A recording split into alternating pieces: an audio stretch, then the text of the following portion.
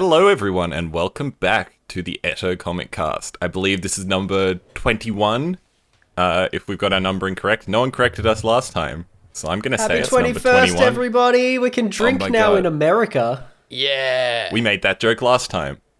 Yeah, we did. But now we did it again. We hadn't...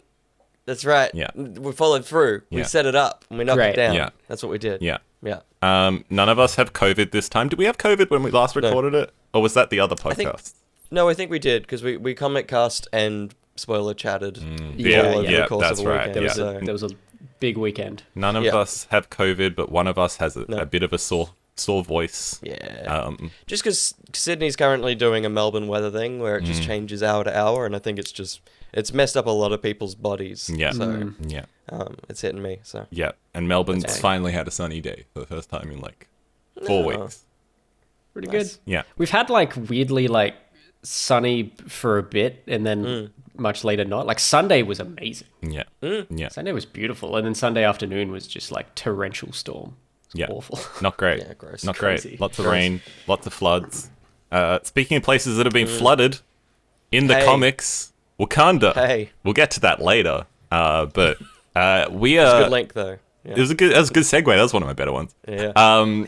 We are here to do a Black Panther comic. We haven't done one of these before because we've only been doing this for 2 years. And it's the first time a Black Panther thing has vaguely lined up with the comic cast. Because, of course, Black Panther, Wakanda Forever, out, I have in my notes 10th of November, but I think it's the 9th here. It is, yeah. And, we're all very excited for that. It's going to be a fun time, hopefully a good time. Actually, probably less of a fun time, but probably a good time. Yeah. We'll see. And we'll all be together. We'll all be together, and it'll be lovely. It's true. Be great. You'll hear our thoughts. Hopefully Ironheart will at least be a fun time. Yeah. I feel it should be a fun time. That's true. Yeah. No fun. No fun allowed. No fun allowed. But we thought to time with that, we'd do one of probably the more well-regarded Black Panther comics. There's actually a surprisingly low amount of Black Panther comics, I learned doing research for this. Initially, the characters were a lot more in tie-ins and that kind of stuff. But in 2016, alongside the all-new, all-different Marvel shenanigans that Marvel got into, they got in Ta-Nehisi Coates, who never written a comic before this comic. He was a journalist, author, but this was his first foray into comics. He'd read them a bunch as a kid. And yeah, I personally loved it. He's the third black writer on the main Black Panther comic after Christopher Priest and Reginald Holden. That was such an easy name. Yeah. Because I got excited. I'm like, oh, what's his name? And then I looked over and it's like, oh, yeah. What happened to Ben? Yeah, nah, didn't do well with that one. No. So they haven't. Not all Black Panther comics have been written by black writers, which in itself is a problem. But Christopher Priest is probably the most well-known before this one. Reginald Holden was on it for a few years, but not a lot happened during his time on it. And yeah, it's a good run. It's kind of bringing in a lot of elements from stuff that we vaguely have to know about within the Marvel lore. There's a lot of references to stuff, more than I expected for the start of an entirely new run with an entirely new author. But, I think off the bat, we're going to go straight into our thoughts this time and mixing things up a little bit. I really liked it. I think the more time I actually spent with it, writing up some notes today and doing a bit more research, the more I grew a fondness for it. Reading it last night, I was definitely a little bit there's a lot going on. This is a lot to kind of comprehend on what is essentially my first comics journey with this character. I've seen the film, obviously. But definitely taking a step back and looking at a few more of the themes and the elements and stuff that Coates himself has said during on interviews for the comic and stuff. I think there's definitely a lot more under the surface here that you might not get upon your initial reading. So that's kind of my thoughts. What about you guys? Yeah, I'm glad that the little info boxes at the start of each comic are nice and in depth. Yeah, because they were really handy. Totally. I'd finish a comic and then I'm like, don't think I know what happened then. And then I'd read the thing. I'm like, okay, yeah. All right, yeah. I know what happened now. I'm good. And it's not I don't think it's anyone's fault bar the reader but it was just they're very dense. Especially, there's a lot of text. Yeah. And it makes sense if this is their first foray into comics. It's definitely leaning script more than it is the visuals. Because it's also like, it feels like a lot of scenes are drawn with little, like it feels like they're drawing the same thing and not really helping the text. Yeah. Which is, it's a complaint we've had of older comics. It's interesting to see it here with a more modern thing. So yeah, I think it's a hard read. Yeah. But it's totally, it's definitely like you say, the more you read, I think. Yeah, you totally. get more out of it. Totally. Josh? Yeah, 100%. The same as well. Like every time I started a new one and read the first page, I'm like, yeah, okay. No, I'm up to speed now. Yeah. Like, That happened. absolutely, Yeah. 100%. Yeah, I felt like, some of the jumps between like storylines, because there's kind of like 4 stories happening at once. Yep. Maybe more. Like there's just a lot, and so it just jumps a lot between these characters. And having not read, like, well, not being overly familiar with a lot of these characters visually in comic books, I didn't know who anybody was. So when we were jumping between stories, I'm like, I don't know where we are now. Like I don't know who this is. Who am I looking at? Totally. Yeah. So, And also, like, I think 2 of the storylines jump between the real and the spiritual. Then it just kind of jumps to it, and like by the 4th issue, you kind of get it. But the first couple of times it does it, it's like, what? And the character is aware of that. The character does like go, Totally. I don't know what's actually happening. But as a reader, it is quite sudden. Yeah. Yeah, definitely. Hard to follow. I felt like the 4th issue, the last issue that we read of this run, that felt almost the most grounded and the one that I feel I followed most. Like it was starting to sort of hit its stride. And like reading the rest of the run probably may have,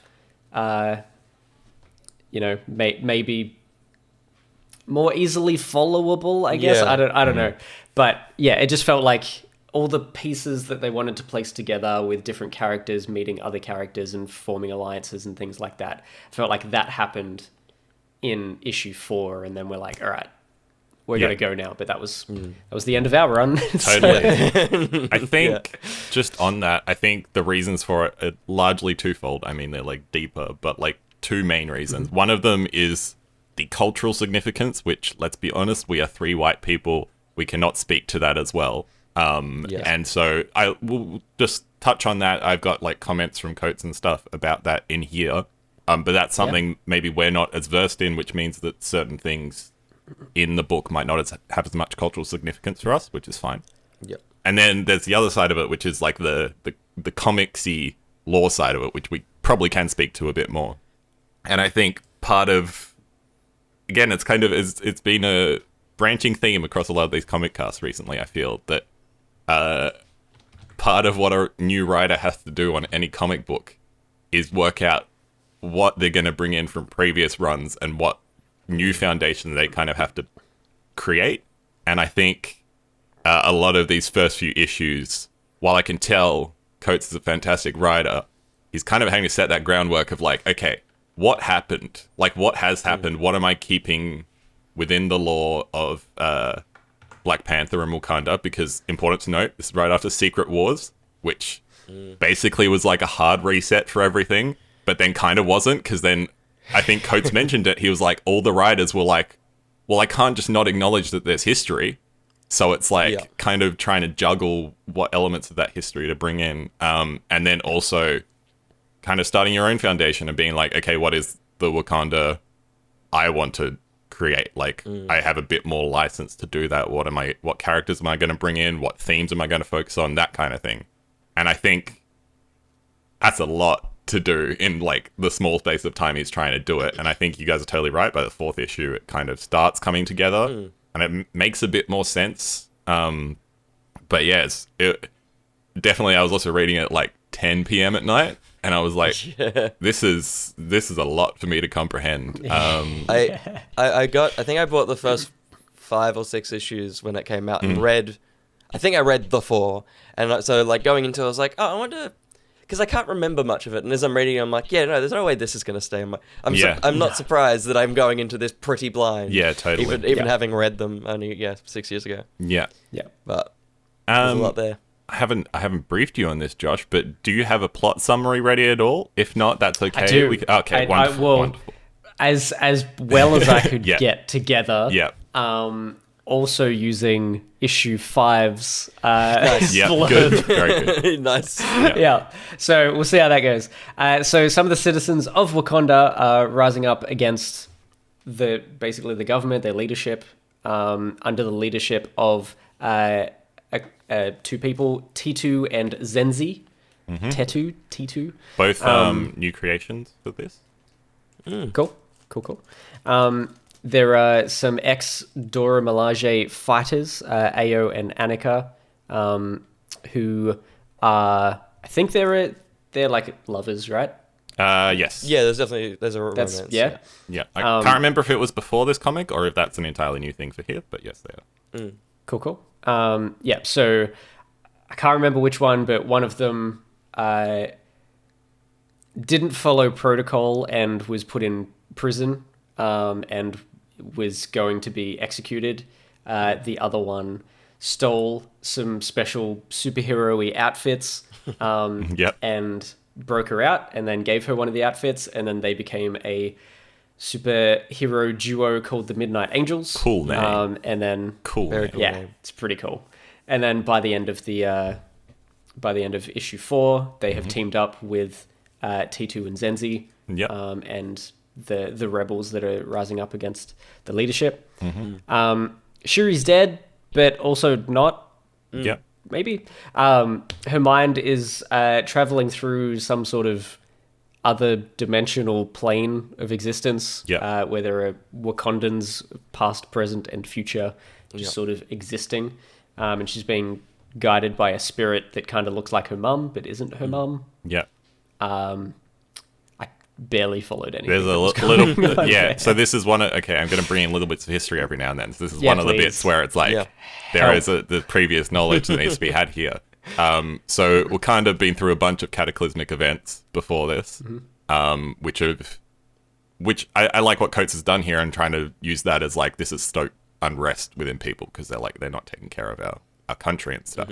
But there was, so first of all, actually, this might not be totally in order, I'm not sure, but around the same time, they had Namor using the power of the Phoenix Force, destroying much of Wakanda in a tidal wave to punish them for harboring the Avengers during Avengers vs. X-Men. So much. Yep. That's such a sentence. That sounds like a Fortnite event. Yep. In 2010, so Avengers vs. X-Men was like 2009, or maybe actually 2010 or 2011. These are all around the same time. Doom invaded during Doom War, and then Thanos attacked in Infinity, which was like 2012, 2013, around when those films were coming out, and that was when they bring that up a bunch in this as well. Yeah, that was when Shuri sacrificed herself to Proxima Midnight, and then the other one is Morlun, who is a character from Spider-Man comics and the Spider-Verse stuff, tried to eat the Black Panther totem, which led to T'Challa's injury, which then led to Shuri taking the mantle, which is then how you got. So So that's all happened before, which is why Shuri is now in a coma, not dead, kind of dead, and then all the other stuff. Gotcha. Yeah. So those are the four major events. yeah, that's wild. Cool that it's spread over so much comic history, because a lot of the time, Mm. events that lead to things, it's like within a year or two. But it's cool. It's built upon for that long. That's sick. Yeah. It kind of makes sense why, Wakanda is stirring and kind of like, the hell is going on? Where's our leadership? We've gone through some crap. Yeah. Those four events would do it. Yeah. I've written, so maybe this is just me reading into Black Panther, but I've written, T'Challa has no idea what's going on and is struggling to know what to do. Yeah. No? Yeah, no, that's pretty bang on. Is that about right? Like, he's just like, try to figure out every issue. He's just everything. struggling. Yeah, he just has no idea. Yeah. Not in like a funny way either. Like it's always such a deep thing, and and then he's constantly just chatting to his mum in nearly every issue, and she's just trying to lead him through it and remind him of the leadership before and things like that. And he's like, I've got an idea, and everyone's like, fucking don't do that. Every time.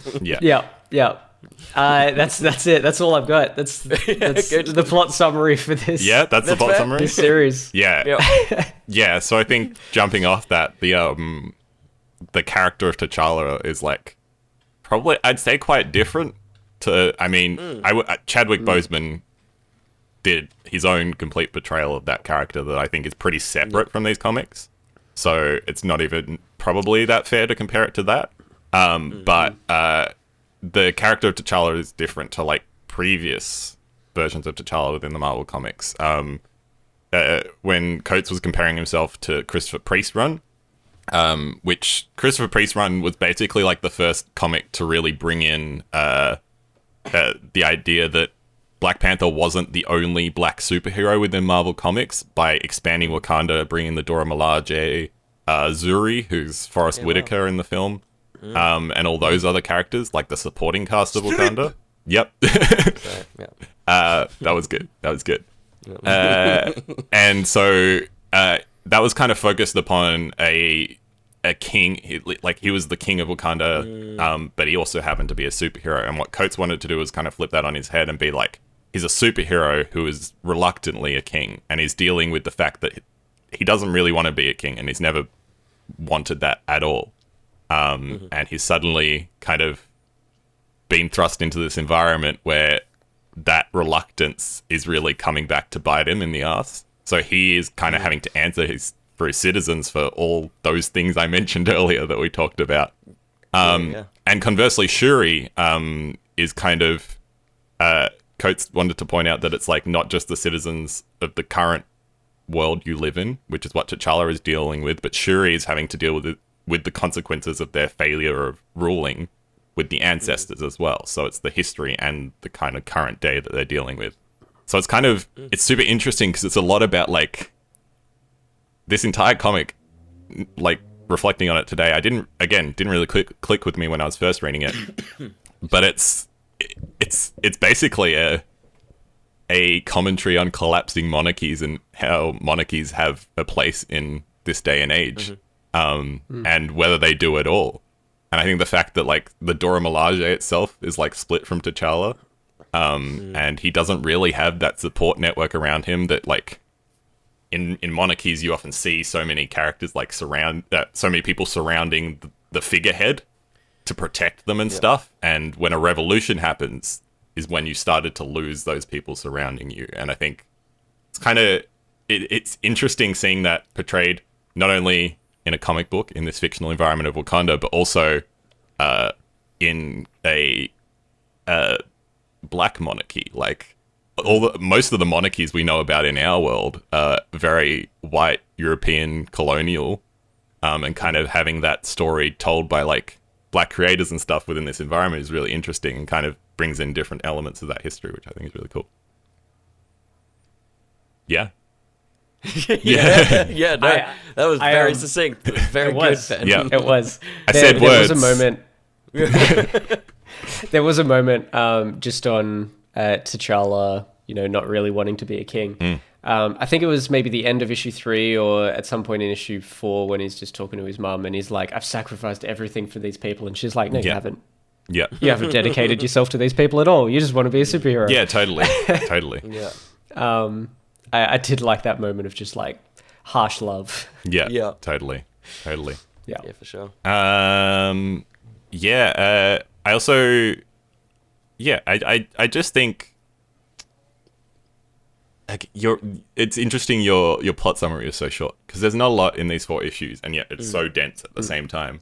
But I think just its examination, I didn't expect it to examine the political structure of Wakanda so densely within those issues. Like it's you have characters like Zenzi and Tetu who are like on the other side kind of being like power to the people and stuff and all that kind of thing. You have Changamaya, who's this philosopher in between kind of the two sides, who like taught Tetu, but then was also a consultant to T'Chaka and stuff, but is anti-monarch and that kind of thing. And it's kind of, it's this weird thing where like the comic kicks off with T'Challa kind of fighting his own citizens, who you realize have been controlled by this outside force, and this outside force being set up to be the villains, and then very quickly within like 2 issues turning that on its head.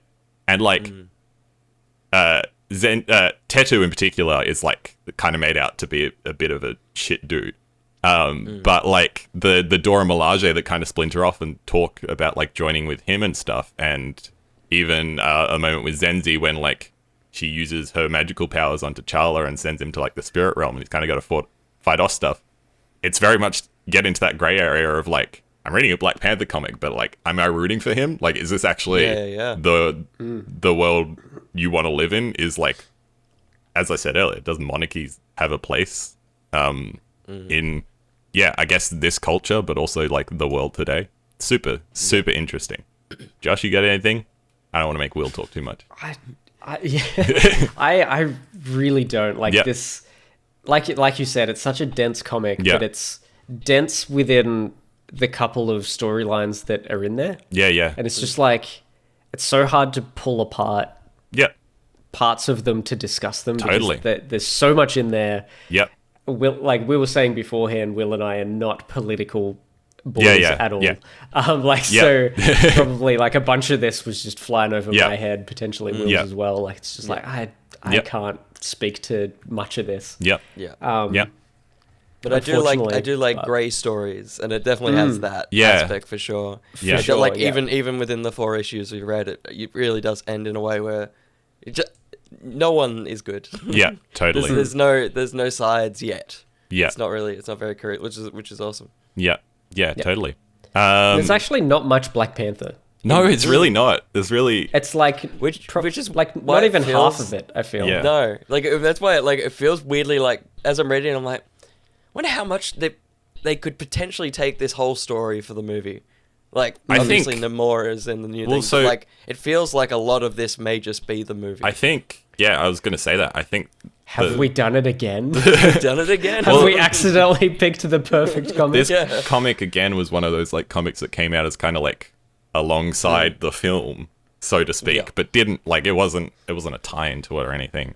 But yeah, I guess we're now removed enough from that comic and that coming out that it could bear. Like I was reading this, and again looking back at it today, I was like, this seems like exactly what they could pull from. Like. T'Challa is not a perfect character in the MCU.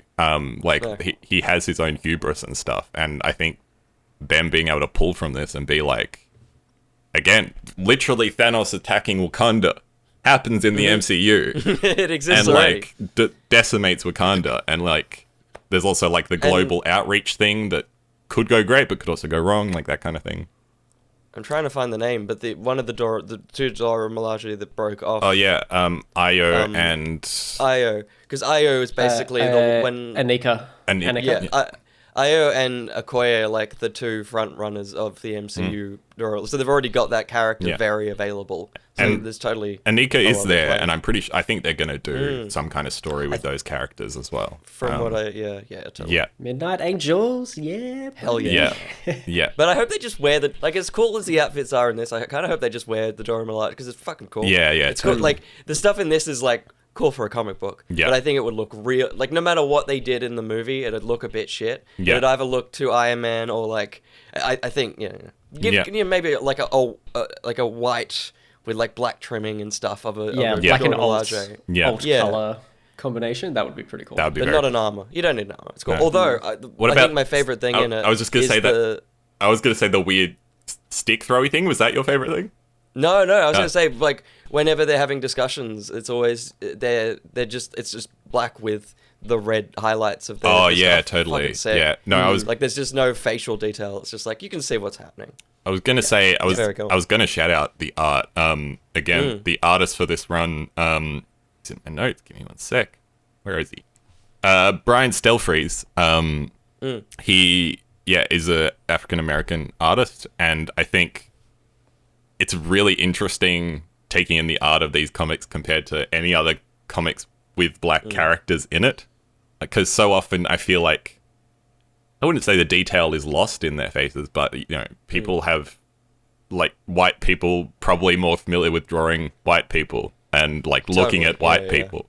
And I there are a few points in this comic where I was really struck by just the level of detail and shading he had achieved, not even using like that much like strokes or anything, just like two-tone, but actually clearly he's spent a lot of time like studying those kind of faces, and it was really interesting. And then as you said, just sometimes just flat out using it as a silhouette, and it has this extra effect because it's black people that like it's almost like, yes, it's a silhouette, yes, it's against the dark, but it has like it's powerful in a way. I don't know. Yeah, it's awesome art. Did he do the cover art as well? Yeah. So he cool. primarily has only done cover art. This was one of the few times he's actually done interiors. But it was a rare move for him. Apparently, he chose to do the interiors. Like they could have gone for another person. He kind of jumped off it in 2017, but when Coates wrapped up his run, he came back. And it's interesting you mentioned that it kind of, some of the art has those hallmarks of the 80s and stuff. Because he started his work in the 80s. He was clearly brought up, I think we talked about last time, the Marvel method of art that we talked about. Yeah, okay. So it's kind of interesting that you brought those parallels. It's there. Because it's got that history in it, even if he's kind of probably like updated his style a little bit to this day. I agree with you in the detail felt kind of lost in some of the panels. Yeah, definitely. Sometimes. Well, it just didn't feel like movement. It was very, very static. Totally. Kind of, I do think when it is close up on characters and characters' faces, that's when like the art shines the most, for sure. Totally. A couple cool things about him when he lays out panels, he tries to be very musical about it, Josh. He tries to move things from beat to beat with different syncopations. He'll like listen to music while he's working, and then he'll kind of, on certain beats he'll do more detail, and then on other beats he'll do less detail, so there's a bit of a rhythm going through it. And Jesus, so I hope he doesn't listen to Jacob Collier. His fucking comics will be all over the place. Yeah, well, the thing is, he says it depends on what he's working on. So he's listened to like Vivaldi, or he's listened to Wu-Tang Clan, depending on the different comics. Yeah, sick. But apparently his musical bread and butter is German techno, like Kraftwerk. All right, Kraftwerk. No way. Yeah, which is amazing. Good. Oh my goodness, that's amazing. How funny. But Joshy did. He sent me a whole bunch of stuff leading up to this. I didn't get Kraftwerk? a chance. Not Kraftwerk. Yeah. Just a whole bunch of other things to have a look through. Yeah. And unfortunately, I didn't get a chance. But he sent me like an 8-minute clip. Yeah. Of like the artist talking about how music impacts his art. Yep. And then Joshy also recommended a book written by Coates. Yeah. On race, hip hop, and something else. Yes. Something like that. So yeah, he mentioned a book, Between the World and Me. Yes. I think is the name of the book. Yes. And since I think that recently I've been trying to read more, he was like, you should check this out because it's about like music, and it's a guy who writes comics and stuff. From memory, that was also the book. That's cool. Came out around when this comic came out, was also the book that kind of like pushed him into the public sphere, kind of like out of, like he was a writer and journalist and stuff, but that was the one that pushed him into the forefront, and he was getting on like Jimmy Kimmel's and Jimmy Fallon's and all those kind of things. Sure. So, all the Jimmys. Yeah, all the Jimmys. But yeah, no, apparently hip hop is like a big influence on his aesthetic as a writer, particularly atheism in any book that he writes, because he says that hope's not very important in hip hops. It's often like very depressing and dark, and so that's kind of how he incorporates that into his book. It's really interesting. I definitely want to go, and I know my parents own at least one of his books. I want to go and read some of his stuff. Seems like a very a fascinating brain to kind of like pick apart. which is interesting because he is a recipient of the MacArthur Fellowship Grant, which you may know as the MacArthur Genius Grant. So, he's clearly a genius, officially. He's a smart boy. And Good noggin. he's also... So he wrote Black Panther and a bunch of tie-ins around his run. So he wrote 50 issues of the main run, and then also did a bunch of tie-ins. He worked with some other authors, including Marvel's first black woman lead writers, Roxane Gay and Yona Harvey, which was very cool. And Nigerian-American writer Nnedi Okorafor, and Evan Narcisse, who worked on Black Panther's story in the Avengers game and the Wakanda expansion. And also, nice. a lot of Coates' comments from this are coming from an interview he did with Narcisse. He did one interview after the first 6 issues and then another at the end of the run, kind of like talking about a lot of the themes in it. So they're very good friends and worked together on some of the tie-ins in this. But then after that, he went on to... Well, kind of after it, he was still writing some Black Panther stuff at the time, but he went on to write Captain America comic, which is interesting because it wasn't a Sam Wilson Captain America comic, as you might immediately assume. It was... I think it was actually Steve Rogers returning to the role.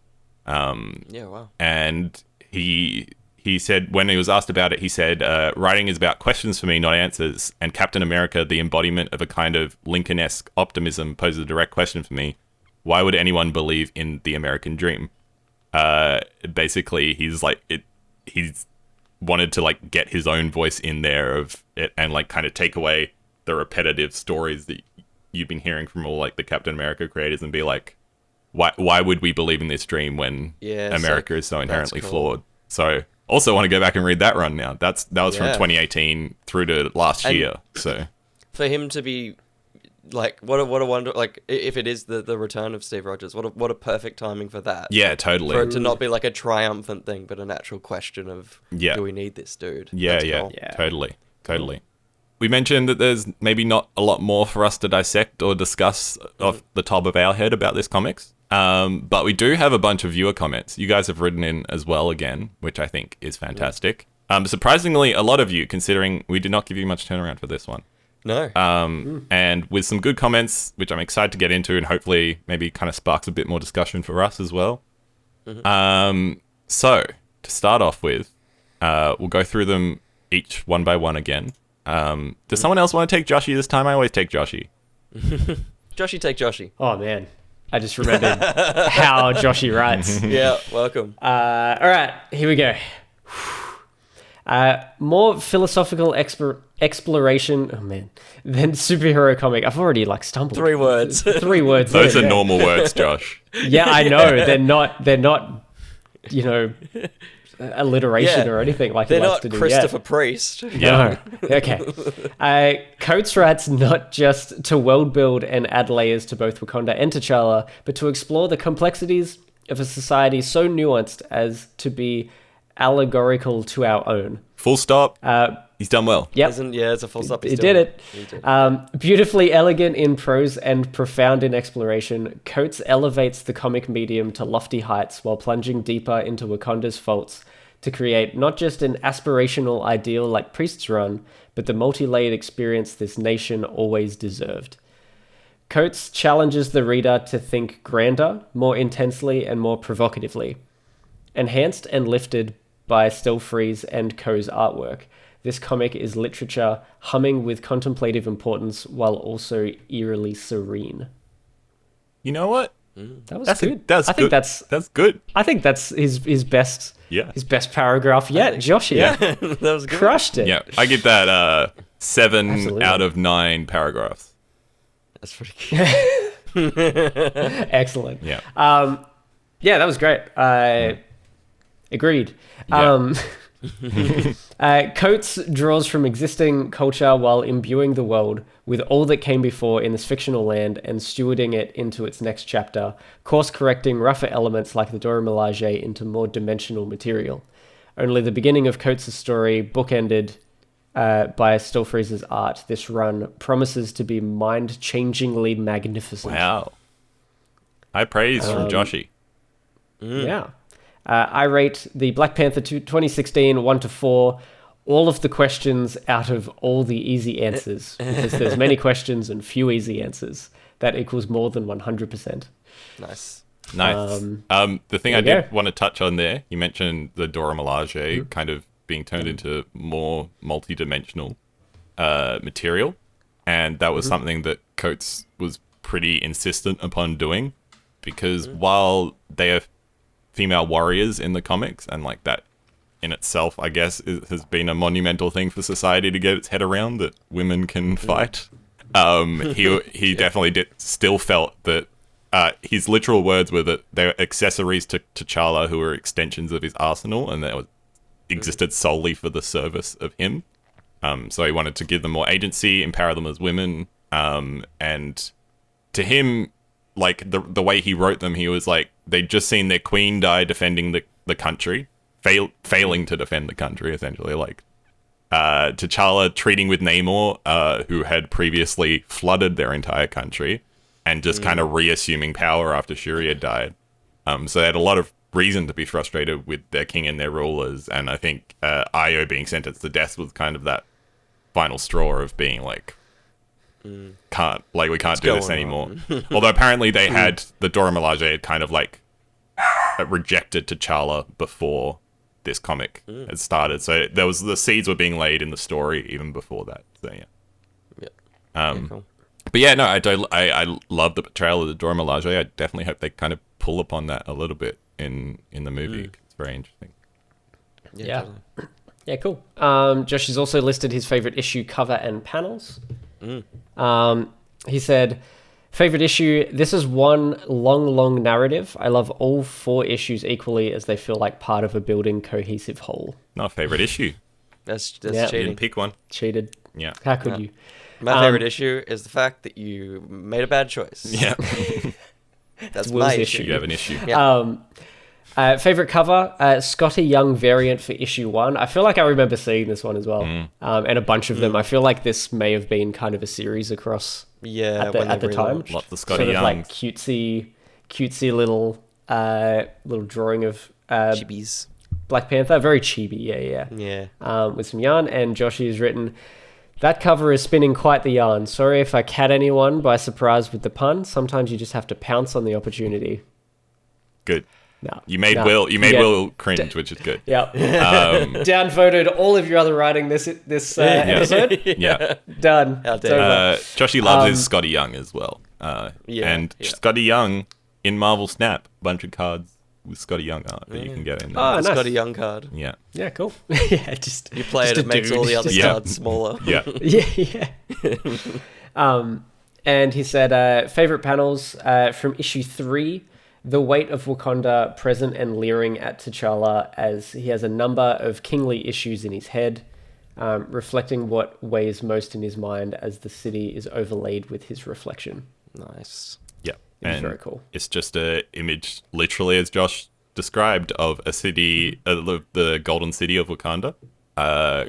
Basically, almost kind of going between the foreground and the background as T'Challa looks through the reflection. He's kind of almost transparent in a way. It's very.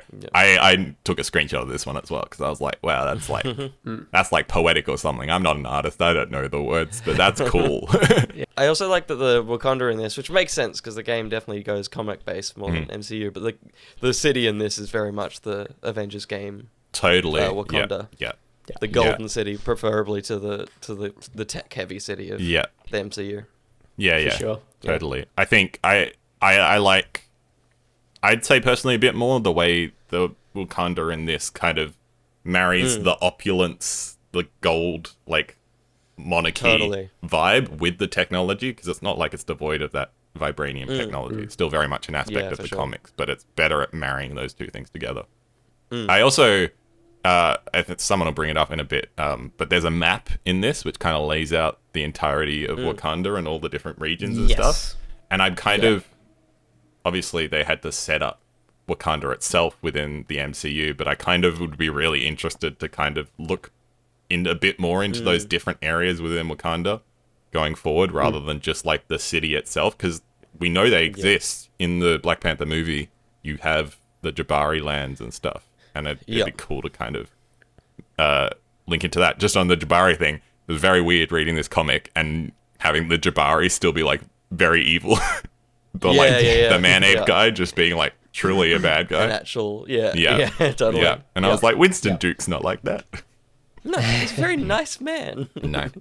Get BMAC onto that map too. Oh yeah. No, totally. Well, He'll work it out. the map might get another Absolutely. mention.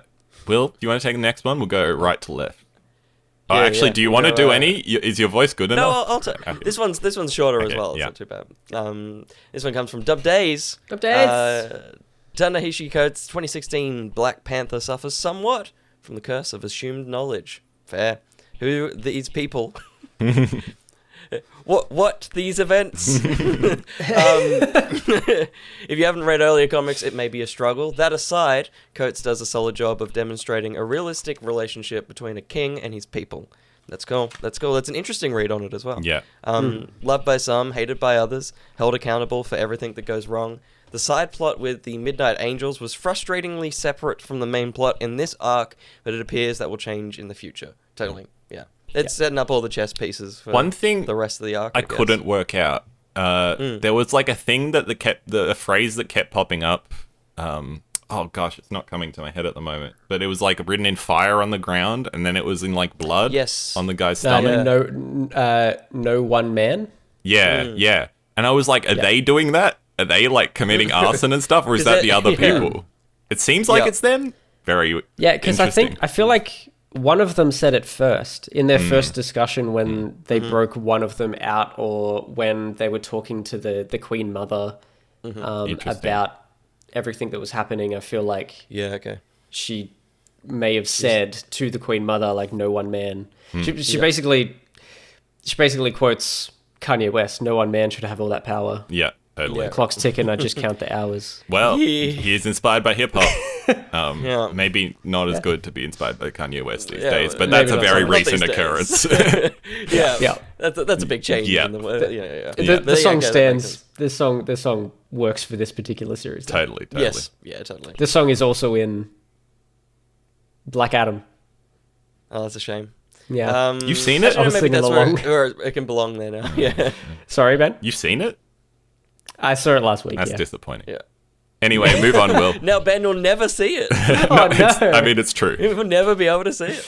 I'll go see it again with you. No.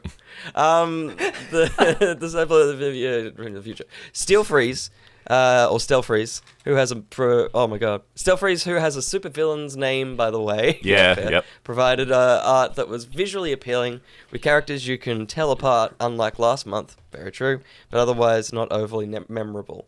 I guess that's true. It does its job, but it's not like a Matt Fraction Hawkeye run, or like it's very much art for the comic. It's not. Don't say that when Joshy's around. He'll murder you. Yeah. Yeah, I know. Well, yeah, but Joshy has bad opinions. Yeah. No opinions are bad, apart from Joshy's opinions on the Hawkeyes. Overall, the story was solid, but did little to excite me, and I likely won't continue the series. That's fair. I score it 2 Midnight Angels out of 1. Who the hell? Who the heel is this guy? the heel is this guy. Dump Love days, it. I'm sorry. I come from the school of good games for 1 point reading comics, Yeah. which means I have to read it the way you've written it. Yeah. That's the only way I can read your comments. Yeah. It's great. And I approve. I think it's a good way. It's a good rule. Yeah. That's a fair one. It's nice that it's not all positive. Yeah. And I think there's fair points in there for sure as well. Yeah. Yeah. I'm interested to hear our wrapping up thoughts, because I'm still not entirely sure where we all stand on it. So. Where we all sit, yeah.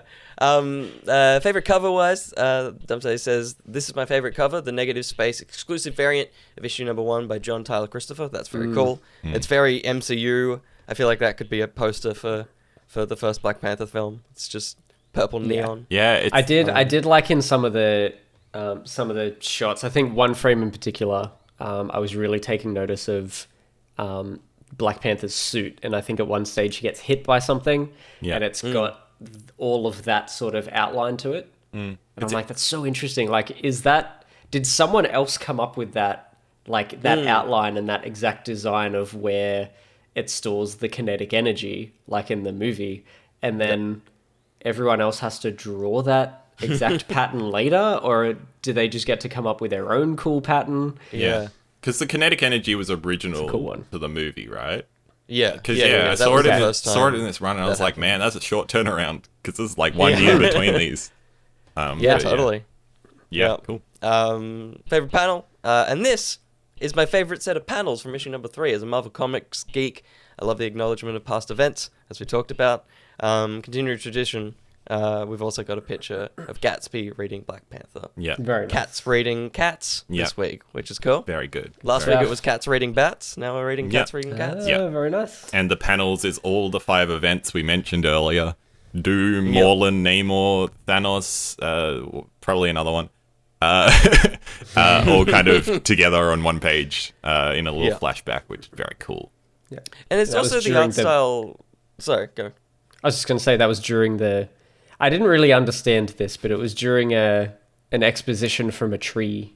Oh, yeah. That's right. Do you want to know about the exhibition for the tree? I didn't I hear. really Talk to us do. about Yeah, Talk about the okay. tree. So that's in issue 3. The poem in this issue is Dumas's, I think Dumas, Root Song, a poem that, as Coates describes it, used black myth to construct a narrative of the diaspora, a group of people that spread across regions outside of its country of origin, a very thing close to the black identity, before and after colonialism and enslavement. And a bit more on this particular poem. Dumas was killed at the age of 34 by a New York City transit cop, but his legacy endures through the strivings of the poet Eugene Redmond and the great Toni Morrison. It was Redmond who posthumously, I said that right, I nearly didn't, Nailed it. edited Dumas's poems into a book. It was Morrison, then an editor at Random House, who ultimately published them. Dumas and Redmond were colleagues in 1968. In May of that year, Dumas was killed in New York City by a transit police officer who alleged that Dumas had allegedly jumped a turnstile. Murderous police brutality at its finest. Since his death, Wow. Redmond has worked with a range of poets, scholars, editors, and Dumas's widow, Loretta Dumas, to give readers access to Dumas's poems, short stories, and extended narratives. So they contacted Coates and were like, let's put it into this comic. And Coates read it and was like, this is perfect. It describes exactly kind of the story I'm trying to tell. And again, it's one of those things where you mentioned when you're reading it, Josh, you're like, I don't really know what's going on.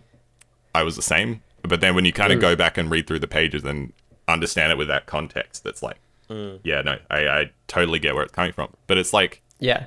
I like that that's kind of, to carry on this guy's legacy, it's kind of being pushed into other bits of novels and used in different ways. Yeah, let's go. Yeah, and totally. That's the tree poem.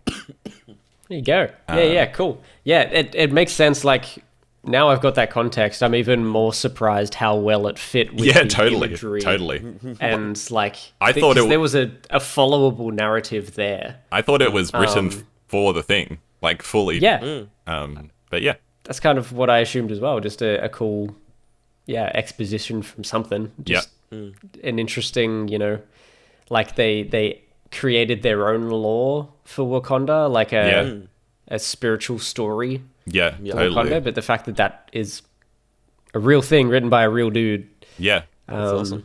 like years ago, not Yeah. for this, is So, very, very fascinating cool story. integration. definitely read more into it if you want to. Next up, we have Snail. I'm actually going to read Snail and Dolphin Pants because Snail is kind of short. Cool. So Snail sent in a review saying, Snail's Sick Review. That was their title for this one. Amazing. Going in with knowledge only sourced from MCU content and a mild fever. I expected to be a little lost. Wait, you had a mild fever when you were reading it? Interesting. Maybe they were listening to Michael Bublé. Oh, is that why they're sick? Sick review. Oh, Had a I mild thought it was fever. a sick review. Yeah, me too. I was like, Yeah. yes. But yeah, that makes a lot more assumed sense they now. Ill read it while they were review. ill. Yeah. Illin, Yeah. bruh. Ellen. What I did not expect was the army of names and information to piece together to turn multiple side stories into one consecutive timeline. Clearly, this is not a series for Black Panther beginners, which we all are, but it is a story that has layers of depth that encourage you to ponder which side is truly right and wrong here.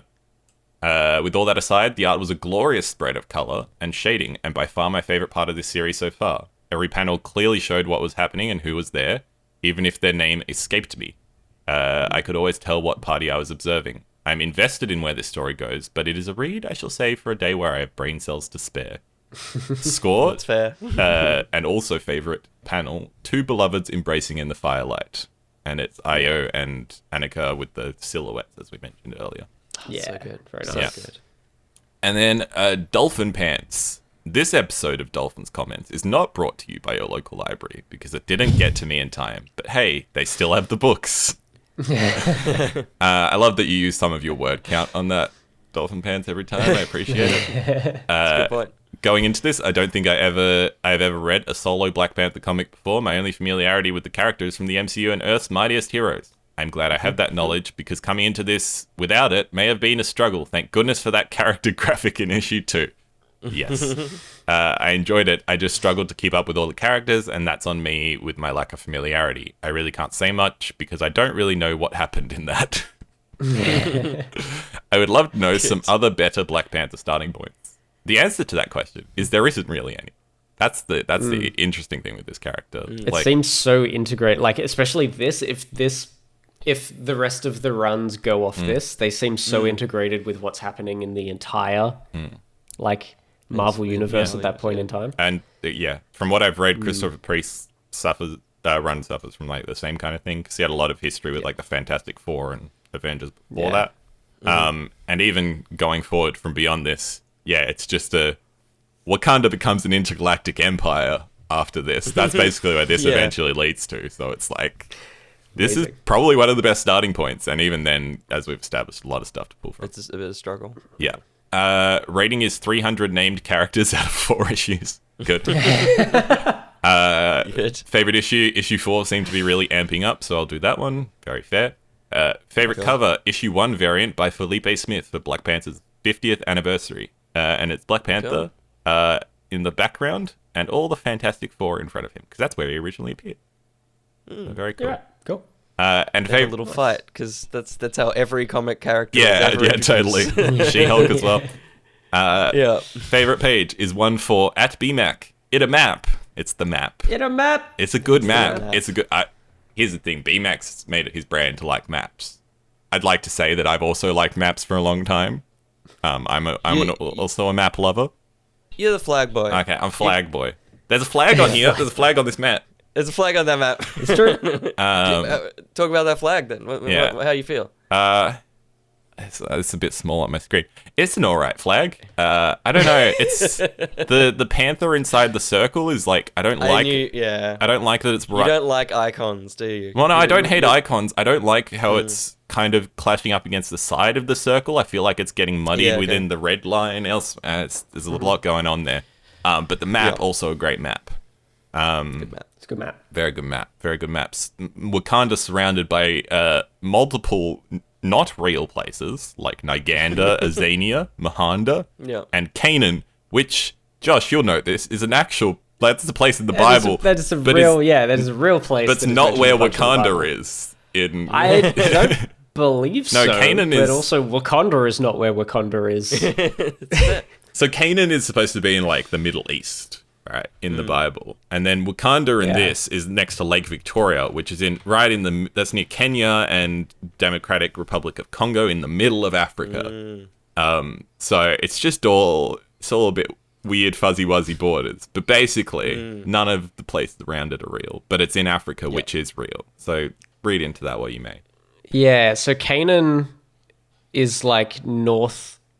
I'm just looking up a map now. Northeast, of like Egypt.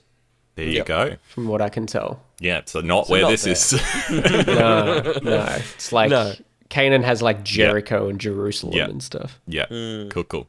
It has the missiles. Yeah. Yes. Speaking of, yes, we've got the sun in the end of the little Jeff Bridges' son tease at the end of this run. Oh, yeah, Ezekiel Stain. He shows up. Who we'll be seeing in the MCU very shortly. Wait, is he showing up in the MCU as well? He going to be Black Panther? I don't think... No, he's going to be in Armor Wars. That makes more sense. We would see him next. Yeah. Cool. Yeah, I saw the name. It didn't click Stain. at the time. I saw Stain, and I was like, who that? But, yeah, no. The sun. All right. You know what? I'm going to give this one to Josh, to rest Will's voice. Jade, you can do this one, and then Will, you can do Dion's. Yeah, I'm glad. Yeah. Dang. Yeah. I'm jealous. Yeah. I'm jealous of not getting Dion's. All right. You'll all see why soon. Yeah.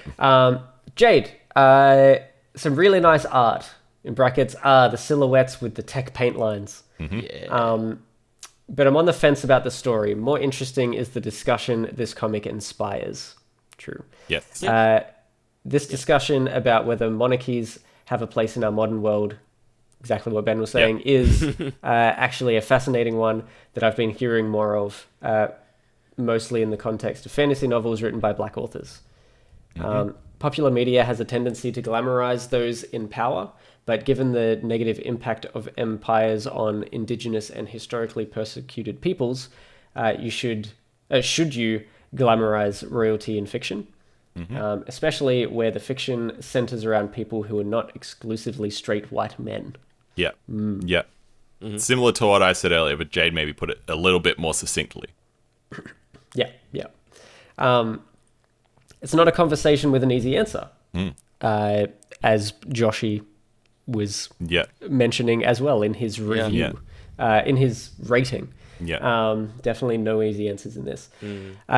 If the institution in the story topples, what is the most ethical replacement? Why can't indigenous and persecuted peoples be allowed to enjoy a dumb superhero story set in a kingdom, but centering their own people for once? That is, what you're saying is that, like, and I think the comic is wrestling with it to an extent, is like, the comic is kind of also trying to be a little bit of a, like, it's alluding to it being a fun superhero comic at times, but it's kind of being pulled down by, like, the institution and the world that Wakanda has kind of been built up. And she's basically saying, like, the comic itself is kind of, like, pulling in that idea of why can't we just have a fun story set in the kingdom? Why can't the kingdom itself be a thing that is structured around a not straight white male monarchy? And it's because of all these reasons. Yeah, sure. Gotcha. Cool. So I appreciate that the discussion is being had, even if the story hasn't grabbed me yet. Should T'Challa remain the head of the state of Wakanda? No idea, man. Will the Dora Milaje angels cleanse Wakanda of corruption? Sure hope so. Maybe I'll keep going just to find out where this goes. 3 dramatic upheavals out of 5. Very good. Favorite cover? My actual fave was picked by Dump Days, so I picked the number 1 variant by Neil Adams because it gives me over-dramatic He-Man vibes. Absolutely, that is a sick cover. Yeah, it's so good. It's just Black Panther standing on top of a giant panther head. With the flag in his hand? Yeah, with the flag. The flag? Not great flag, is but he anyway. yelling? It kind of looks like he's yelling. It's hard to say. That mask doesn't really face is covered. do mouths. Fun fact, that mask, apparently when the character Black Panther was being created, Jack Kirby kept sending in revisions of the character with the face uncovered. But the bloody Marvel editorial was like, no, we need to have it covered so it sells in the South. We don't want people to know that this is a black person. So that's why his face, like, it's such like a full face covering. Obviously, over time, like, they uncovered his face and stuff. But yeah, that was the original reason behind it, was because they were worried about sales in the South. And then the not really changed in China. They just don't show any faces. It's always the Black Panther mask. There's never any actual actors on their posters. So it's never really changed for them. Yeah. That's crazy. Same with Star Wars Force Awakens. John Boyega isn't on the posters. It's the same poster. He's either not on the poster or incredibly small on the poster. Yeah. Just some poster facts for you there. Poster facts. With Will. Yeah, that's me. It sucks. Jade's favorite panels. She said, so it's the Queen Mother and the other guy. I can never remember his name. Changamaya. Such a long. What was it? Changamaya. That's the one. Yeah. The philosopher having a chat. Yeah. She said, the art is clear and makes 2 older people talking in a library look dynamic. For me, this conversation is one of the most pointed and interesting in the comic. There is indeed nothing glorious in massacring your own people, but should we condemn those who lead us before being mediocre rather than divine? I'm mediocre at least 5 times a day. I can only assume everyone else is too. That's a good line. Yeah. Yeah. Very, very good way to put it. But yeah, I really liked this chat as well. I felt like this was, again, like it felt like one of the main parts that sort of started to really pull things together, I guess. Because this was, for the first time, like two characters from separate storylines coming together and trying to work out what's happening. And sort out a... Yeah. And it's interesting because Changama is not wrong, like, in what he says. Like, he's like, he's like, his anti-monarchist ideals. Like, that's a lot of the society we live in today. It's like based on those ideas of democracy. But then at the same time, you've kind of got the mother coming in and saying, hey,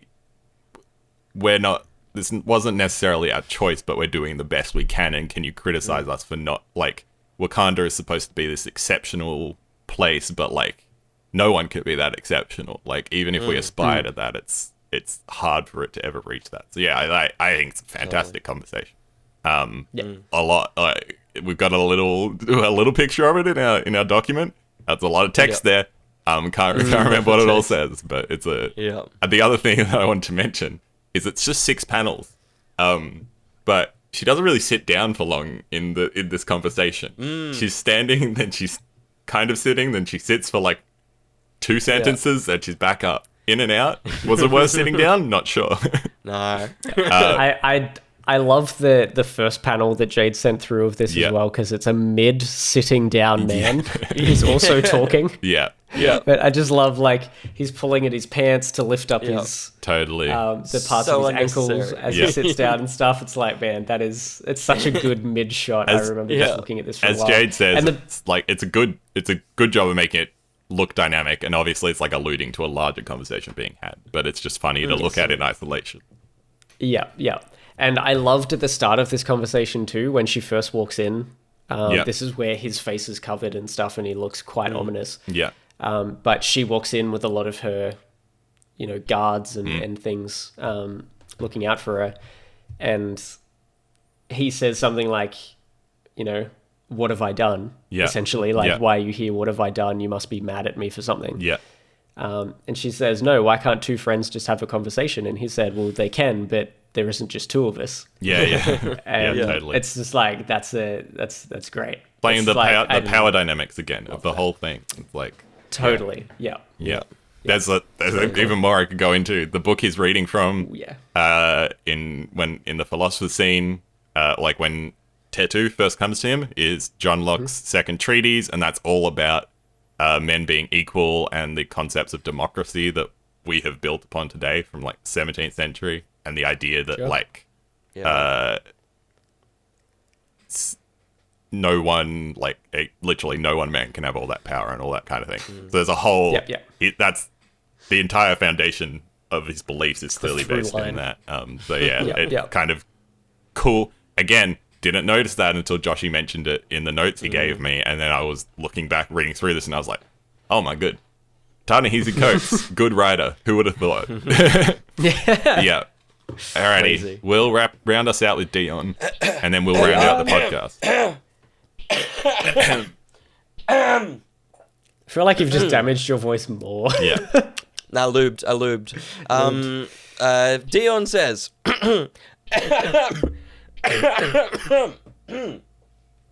Dion, no read. Thank you, Dion. Thank you so much. Dion. Thank you, Dion. Loved it. Dion, I hope you're appreciating all our clap sounds, because all that we can hear are our own hands. We can't hear each other. I'll cut them in, but yeah, we have no... Discord doesn't allow. No. Yeah. Silent claps for you. Yeah. Thank you for that, Dion. I guess we have to give loose reviews, that kind of thing, those kind of shenanigans. Again, I said earlier, I'm not really sure what our overall thoughts are. I've kind of, we've discussed this comic, but it's still hard to kind of glean where we all sit. Joshua. I'll start. Yeah, I'll start. I think I struggled with this a lot reading through it. I feel like I will not continue reading through this at this stage. I just found it, I don't know. I couldn't follow a lot of it, and I'm not sure I'm going to 100% be able to continue on with that. and follow it and get much out of it.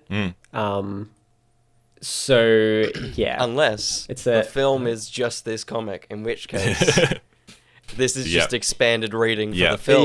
Yeah, there you go. And then you'll have the context you need. The film is like 3 hours, right? Yeah. Yeah. Makes sense. Yeah, fuck, that's right. Yeah, it is. It's almost RRR level of just... Yeah. You just didn't cut anything out. Yeah. Do you reckon Namor's gonna flood Wakanda? Sorry, just... Yeah.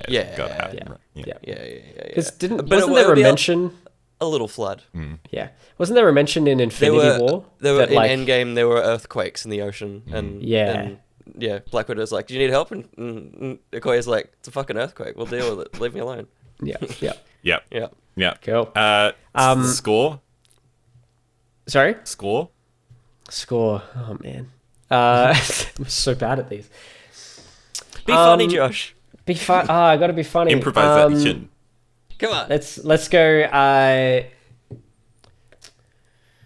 One white-haired, dreadlocked old person out of 2. Oh, yeah. Nice. Yes. Referring to the panels. Yeah, we just talked about. That we were just, the ones that I was just looking at. Got a little bit worried there when you started with one white. Yeah, I know. Martin Freeman? Yeah. Yeah. And yes, do you have panels you want to show? I do.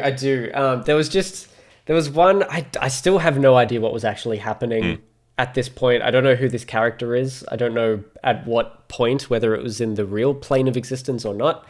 Yes. But this particular panel just made me laugh. Just a bit of a derpy face and then just so much happening in the background. There was just that.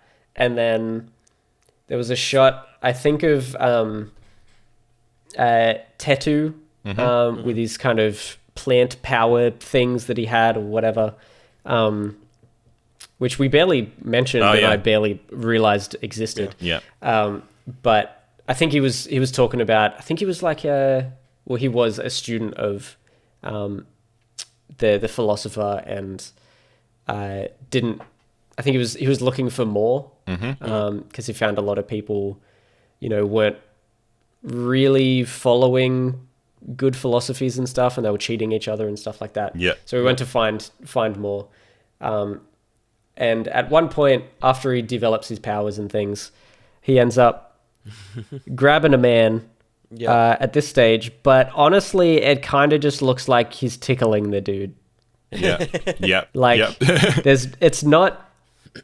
Is that? It's not impactful. Tickling him with a couple roots. I'm looking at it now. Yeah. It's very subtle, but there is a branch bursting out of the dude's back, like through his shirt. I only just noticed it then because all I really saw was just a bunch of like branches and twigs just on the guy's chest and under his arm. Yeah. It just looks like he's being tickled. Yeah, but there's some reverse xenomorphing out the back there. Yes, yeah, absolutely. It's very subtle in this shot. They sort of fade out. It's the edge of frame. Yeah, fade out just over the top of it. But but yes, those were my 2 standouts in particular. You don't have any covers. You saw the covers, the 4 covers that were in the comics. Do you have Yeah. We can pick covers if we see them. My thing with us, I make the viewers do them. And if we have panels, we can all get a panel. But covers, if we have one, we want to shout out, we'll shout it out. But we're not beholden to the rules that you are, okay? No. We make the podcast. Otherwise, the podcast would be like 5 minutes long because we can only say a certain amount of words. Yeah, that's right. That's very true. Really short Maybe that would be better. Anyway. Maybe. I really enjoyed it. I don't really have a succinct thoughts on it. It's weird because it doesn't really lean towards wanting to read more. Like, it doesn't really...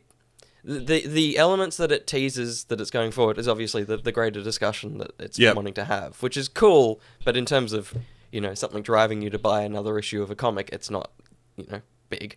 And then, by the end of the first issue, he's kind of given up searching for Shuri. Obviously, we have the story ongoing with Shuri, but it's he's not dealing with that, so it's kind of okay, that plot's kind of there's not much of a propulsion to keep reading. But I do think, similar to Snail, I may come back to it when I've got a moment to just go, I want to see where this goes. And it's not And it has an end as well, which is nice. Like, Yeah. it's a 38 issue run or something like that. It's like, yeah, I think it was a year till 2018, and then it rebooted. It did 50 issues, but there was like a 700 in there somewhere because they fucked with the numbering. They changed the thing. Yeah. But yeah, like I'll definitely come back to it at some point, but I'm definitely not being driven to it. But it was a nice refresher on Black Panther, and it'll be interesting to know what they pull for the film. Yeah. And as for a review, I give it one retraced comic cover out of one, because the number one issue, the same that cover is identical to the number one issue for 2018 when they went back to number one. Oh, they interesting. kept the pose of Black Panther, but then the city behind him is now space. Ooh. Like, because the I'll whole put thing them is side like by side on the aliens screen invade. for viewers. Very interesting. Whoa, viewers. So it's an identical cover, but then Yeah. they've updated the Wakanda behind him. So Yeah, that's my sick. review. It's one copyrighted comic out of one. Yeah, it's interesting because, I read it last night and I was like, yeah, cool. I don't know if I'll read more. I think the only thing that has led me to read more is doing this podcast and preparing this podcast and researching for this podcast and discussing it. Because I think it's given me a greater appreciation for what this comic is trying to do. And I knew it was trying to do something, but I couldn't work it out in the time I spent with it last night. And like, now that I have a bit more context, and again, I've done the research, like what are all these events previously they're alluding to? Why are people upset with people? What's going on there? I probably will keep reading it. I think I'm very interested in it, especially we're all going to be on a bit of a Black Panther high, hopefully, coming out of the movie. Hopefully, yeah. And so I think that'll All kind those drugs we're going to take. yeah, totally. That'll be great. All that, what's heart-shaped herb? Yeah. Yeah. The power of the Black Panther. Yeah. He's got the same voice and everything. But yeah. Did you come here to kill me? Paul Gullet. Paul Gullet will know. Anyway, so I think I will read more. I'm interested in the story it's doing, but yeah, definitely a lot of assumed knowledge that I wasn't expecting. And again, I think the only reason I'm pulled back into it is because I went out of my way for this podcast. And thanks to Joshi. You pulled yourself into it. Yeah. And I think that's fine. Yeah. Like, comics can exist like that. But yeah, it's definitely it's interesting that it felt like that, considering its existence as kind of like an introduction to a character. Totally. But yeah, no, I really enjoyed it in the end. I think, actually, like, it'll be interesting to read more of it, because I think I enjoyed it maybe more than Court of Owls, which I really like as a comic. But I think this is doing more interesting things, doing more interesting examinations. It's very into the politics thing that you guys mentioned you're not as keyed into that, but I'm super into it. I studied politics. That'd help. Yeah, totally. Well, that's the thing. I like knew about John Locke's stuff, which is like that's nerdy shit. And it's got flags and maps, so it's for me. I give it for Ben. one all right flag. Well, actually, I've got to rate the flag. The flag's like a 4 out of 10, and so it's got 1 4 out of 10 flag on a map of Wakanda. Nice. Yeah. Nice. Good rating. Where would it sit in a ranking? Like, you ranked every flag. Where would it be on the tier list? Oh, I can't remember. Just that was like an the S to T. usuals. Yeah. Oh, Yeah. I'm trying to remember. It's because it's hard to remember what was in what tier. You know what? I gave it 4 out of 10. That's really harsh. It's probably like a 6 or a 7. I'd probably put it like B- tier. Yeah, okay. It's not terrible. Like, it's not using a lot of the classic colors of a flag, so it's kind of draws me in a bit because it's not like your classic red, yellow, and blue or red, yellow, and green. There's a bit of difference going on, but yeah, the Panther monogram not huge on that. That's kind of my thoughts on the flag. But yeah, it's good. This is good. I'm glad.